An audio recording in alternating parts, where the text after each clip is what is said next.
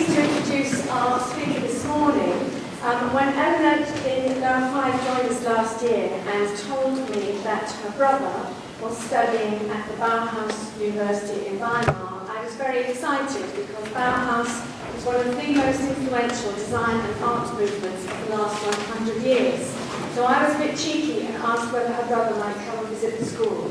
And he has flown directly from Germany to speak to you this morning and give you a bit of an insight into why everyone in this room should understand what Bauhaus is and why it is so influential. So over to you. Yeah, thanks so much, Ms. Holloway, and thanks so much you guys for having me.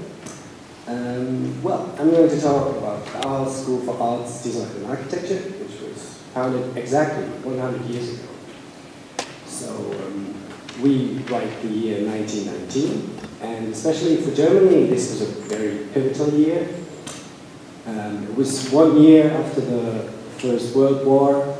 Germany used to be an empire which was crumbling at the time, society is in ruin, people are starving, and therefore it's a time for uprisings and revolutions after almost 50 years of German empire. And it's the first time that Germany was actually run by a democratic government, and in this chaotic time, somewhat a spirit of departure and optimism came up with new technology and modernist approaches, and especially in the 1920s in Berlin, there was this kind of artistic frenzy of expressionism and emancipation. But from Berlin we go to Weimar. I don't know if you've ever heard of Weimar. It's a really small town right in the middle of Germany, which has, it's really small, it has like 60,000 inhabitants, but it has quite the cultural and historic significance for Germany. And this is the National Theatre Weimar, which was the stage for the first National Assembly in Weimar, where the men and women that were elected, they put together the first democratic constitution of Germany. And I don't know, maybe some of you have heard this term in history class.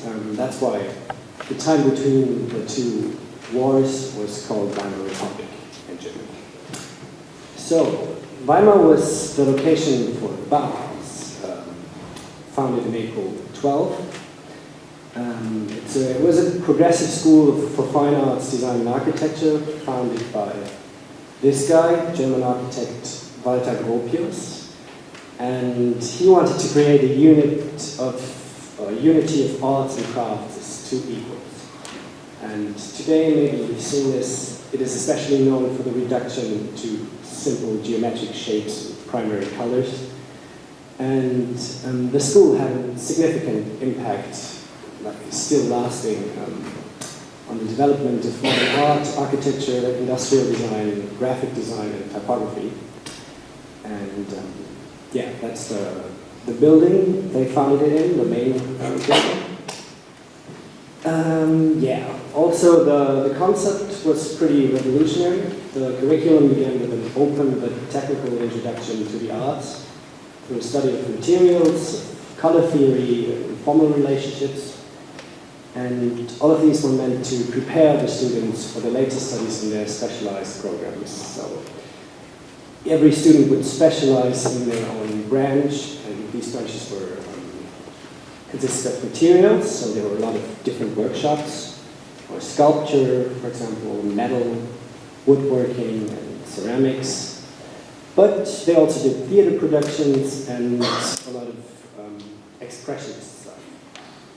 And all of these attracted young men and women from all over Germany, and the pretty great thing about Bauhaus was that everyone was welcome. So regardless of social or educational background, everyone could apply, and there was no tuition fee. So all of this created or made a lot of young creative people come to Weimar.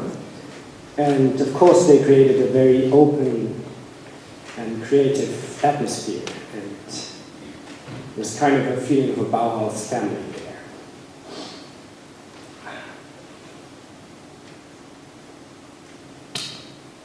Yeah, and Gropius surrounded himself with a couple of artistically very bright men. As teachers, for example, he hired Johannes Itten. Looks kind of like a monk, but he was actually an expert for color theory. Then he hired Russian artist Wassily Kandinsky, which you might have heard of, and Paul Klee, another artist. And I only mentioned a few now, but Laszlo Moholy-Nagy was also a very important figure at the Bauhaus. He was an artist and engineer. And yeah, the first works that the Bauhaus Weimar showed were shown at an exhibition in 1923. And they were exhibited in this building here, which was basically the first piece of Bauhaus architecture.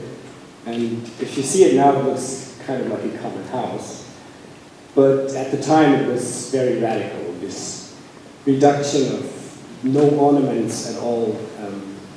Yeah, as I say, now it looks pretty common, but it was very revolutionary in 1923.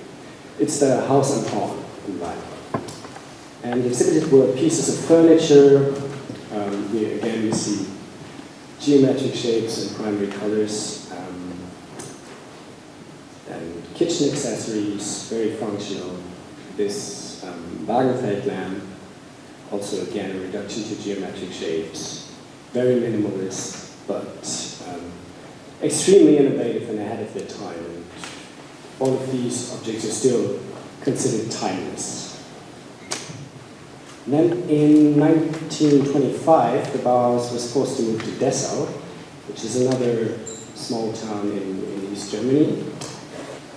And there they kind of, well, they moved into these buildings, which Gropius designed himself.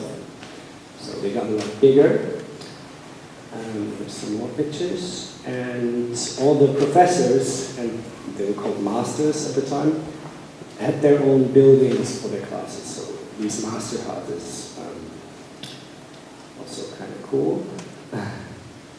And all of these buildings are actually renovated. And if you ever pass by Dessau in East Germany, be sure to visit. Yeah, after moving into Dessau, the school became more and more professional, and designs were actually produced and sold, and as a result, the Bauhaus lost some of its spiritual roots, but instead it became a lot closer to industrial production, focusing on ideas of minimalist modern living, like, for example, these famous steel pipe furnitures by Marcel Breuer. And well, other concepts, very minimalist for modern living. And again, all of this was pretty radical at the time, to have absolutely no ornaments and reduce everything to only a few items in the room. But there was still time for some freaky, expressive stuff. Like, for example, this ballet here, choreographed by Oskar Schlemmer. These fancy, colorful costumes. This black and white picture. But since I seem to be at a girls' school, I wanted to talk about the women at the Bauhaus, which sadly are historically a bit forgotten and lost. Even I now only talked about the men at the Bauhaus. But as I said, everyone was allowed, so regardless of age, social or educational background, so of course men and women were allowed. And actually in the first year, more than half of the applicants were women, and actually more than half that got in were women too. 1919 was overall a big year for women's rights. It was the first time they were allowed to vote in Germany for the National Assembly you saw in the beginning. And overall, the 1920s were a time of progression and emancipation, with women being able to choose their work and being able to file for divorce, for example. Yeah, but Gropius was actually not expecting so many women to roll in. And even though the Bauhaus was very progressive at the time, the zeitgeist was still very, very macho and patriarchal, so Gropius kind of wanted women, he wanted to prevent women from representing the Bauhaus because he thought that otherwise the Bauhaus works would not be taken seriously. So here's a picture of all the teachers, and you see well, the professors or masters on the roof of the Bauhaus building in Dessau, and you can see it's a lot of men and actually only one woman. And in to prevent women from doing a majority of the work that the Bauhaus was showing, actually they were put into a weaving workshop. So no woman was allowed to do anything else than weaving at first. And this is the headmaster of the weaving mill, Gunther Stölze. She was a former student and then a master weaver. But this sad restraint of only being allowed in the weaving workshop didn't prevent the weaving workshop from becoming one of the, or I think even the most successful financially and productive branch of the school.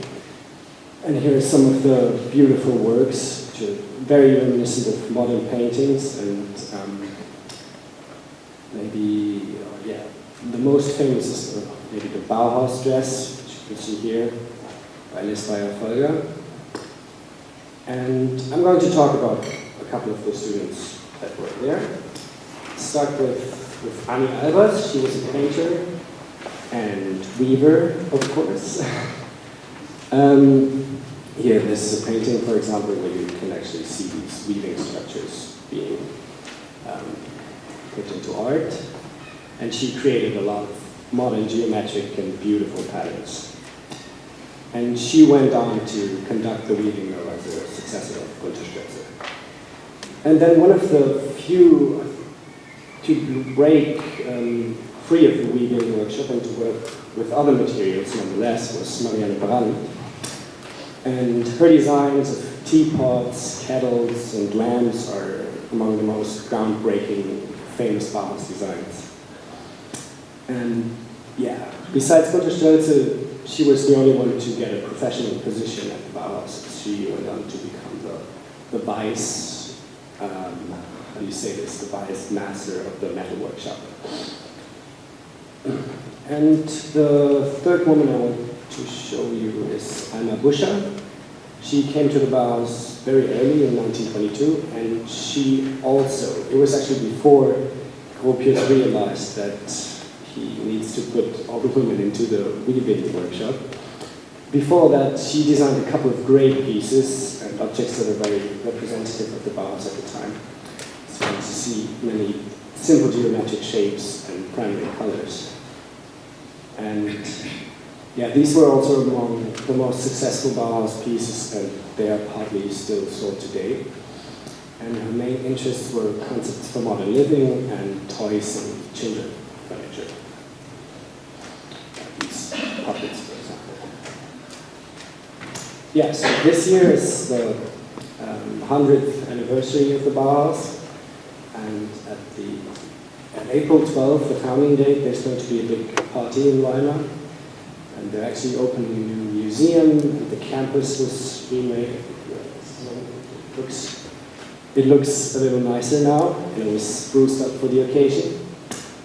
And yeah, you can actually still study at the Bauhaus Weimar. Here, for example, you see one of the beautiful architecture studios. Yeah, and all the buildings are UNESCO World Heritage, and it's pretty nice to be working there.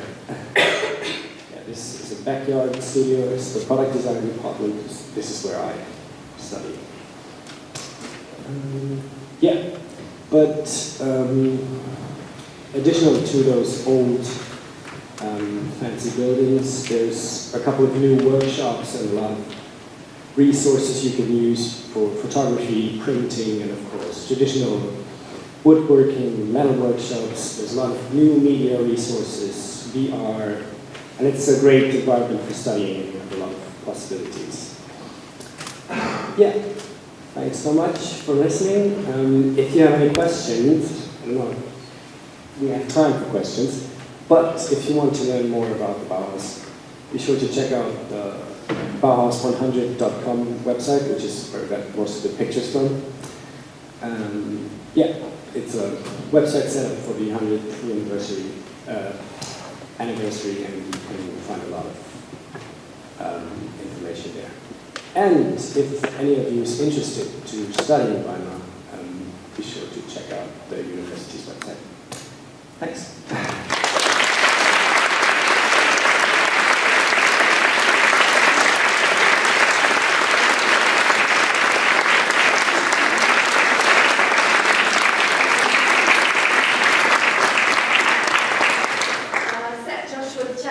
Bauhaus, the history to today, up to the centenary in 10 minutes, 12 minutes, and he did it brilliantly. Huge amount of information in that presentation, but you can see just how influential that art and design movement was. If you look at those lamps, those chairs, that furniture, I could see you looking, thinking, well, we can buy those today. Go to John Lewis, you may well have in your house some lamps or some furniture, some pieces that look like that. And they were designed 100 years ago by people who were radical and revolutionary. If you think of Victorian houses and how they were, in terms of ornamentation and design, quite frilly and embellished, they simplified everything. And that design movement has lasted 100 years now, and I think we're going to the future. And our new building over there, that concept of the Bauhaus, so that you have that basic understanding of creativity, of different materials. You can work in wood or metal or material textiles. You can digitally think about things. You can use light or you can use space. That idea is a fundamental Bauhaus idea. The idea that you push boundaries and you pioneer and you are radical and you do something new. So I think that spirit lives on really strongly there. And in the design of the building itself, if you look at the black and the grey and the simple lines and the primary colours that will be in there, that's reflecting a great deal of that influence coming through. So I think, I know Josh was going to speak with one student who's writing an essay on Bauhaus now, but we'll get that presentation, with your permission, disseminated if anybody's interested. And I would love to get a trip out to Weimar, perhaps, in the next year or so. I think it would be fantastic. Anybody interested in either art, design, cultural awareness, or if you just want to go to a World Heritage site that's had such an influence on